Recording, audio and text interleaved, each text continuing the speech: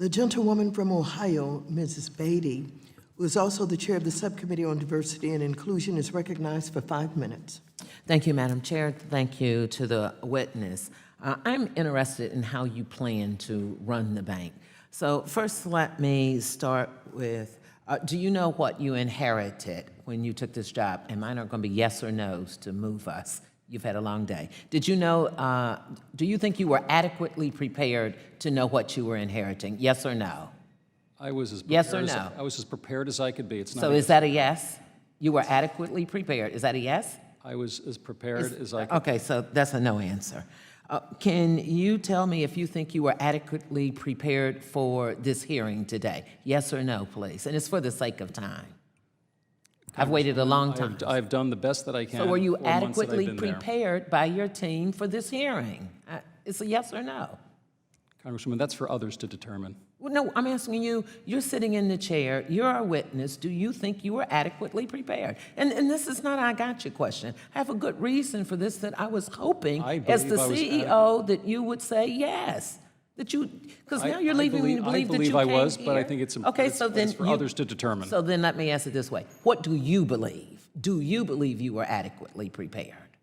Yes, I do. Thank you. Now, are you familiar with the interest of the subcommittee chair people on this committee? So do you know what I chair on the subcommittee? You chair the diversity subcommittee. Okay, so see, that's a thank you. It appears that you were adequately prepared to know what I chair. Did you read the Wells Fargo's report that was submitted to my subcommittee? No, I did not, Congresswoman. That's disappointing. And I'm very serious. So now I can answer the question. You were not adequately prepared. For you to come here and say to me, one of the biggest things that we're doing in moving this needle, and then you want to wonder why people ask you questions, because when we talk about moving the needle for inclusion, we're also looking at closing the wealth gap. We're looking at pay equity. It is far beyond race and ethnicity and gender. It is about rural people. It is about veterans. It is about how we move the needle to make sure that people have equality and not injustices. I'm very sad that because you can't answer half the rest of my questions since you didn't even take the time to look at the report. I've been very consistent. I asked the same questions for the last 6 years to every CEO that has been in this room. This is my life mission, to make sure that women and minorities, and specifically for me, African Americans, stand a fair chance in the world that you operate and in the world that you run.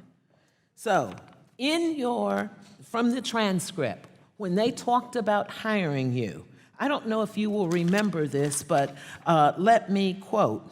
It said that you were passionate about diversity and inclusion, and that you were committed to work with a talented management pool of people. And then you answered and said you were excited to come on board to do those things. See how I'm connecting the dots? If they thought you were passionate and committed to diversity and inclusion, and yet you don't read or look at the D&I report, and you knew you were coming before this committee, and I have asked every single person the same question. So let me ask you this. Can you give me a commitment as you're talking about cleaning the house, bringing on new people? Do you or will you have a diversity and inclusion executive on your team? Yes or no? Yes, do we you do. have one? Yes, we do. Does that person report to you? No, she does not. Wrong answer. If you really believe in diversity and inclusion, you're going to move it. That person, especially with all the inequities that you have and the lack of addressing the questions that my colleagues have asked, you should look at that person reporting to you. Now, you have a seat on the board. I get the point that you don't serve on the nominating committee. So the question to you is, will you push for something like the Rooney Rule, sitting there as a board member, or do you even know what the Rooney Rule is? Have you heard of it? I do, and so then you know the Rooney Rule. I have a piece of legislation, thanks to our chairwoman, called the Beatty Rule, that was put into legislation and actually passed.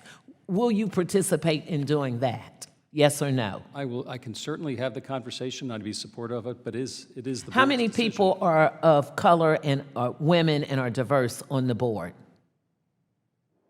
30% are women and 20% are diverse.